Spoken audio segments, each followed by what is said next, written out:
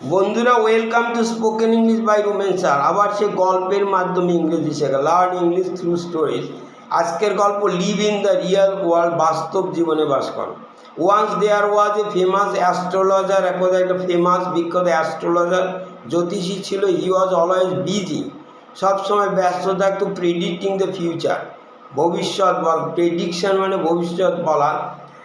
By studying the position of the star, moon, sun and প্ল্যানেটের position, বিভিন্ন গ্রহ নক্ষত্রের পজিশন দেখে ভবিষ্যৎ বলতে। সামটাইমস, মাঝে মধ্যে, ই ইউজ টু গেট সো ইনগ্রোস, সে এতটাই ইনগ্রোসড মানে মগ্ন থাকতো, ইন লুকিং আপ, উপরের দিকে তাকিয়ে থাকতে, at the sky, that he did not even know where he was stepping, সে জানতো না সে কোথায় পা রাখছে।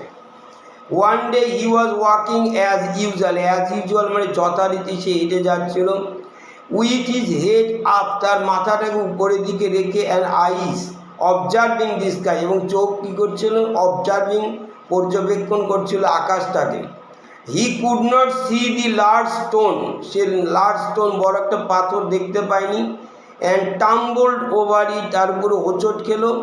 টাম্বলড মানে হোঁচট। হি fail in a thorny Bush, সে পড়লো গিয়ে একটা থর্নি মানে কাঁটাযুক্ত ঝোপের মধ্যে গিয়ে পড়লো। Some passers by help him, passers by মানে পথচারী, তারা হেল্প করলো, help him to come out, বেরিয়ে আসতে সাহায্য করলো।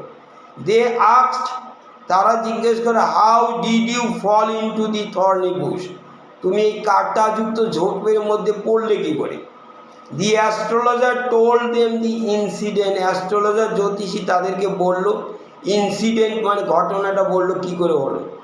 One of the passers by, সেই পথচারীদের মধ্যে আবার একজন বলল, you can predict about the future, তুমি ভবিষ্যৎ বলতে পারো, but can not see what is in front of your eyes, কিন্তু তুমি দেখতে পাও না তোমার চোখের সামনে কি আছে।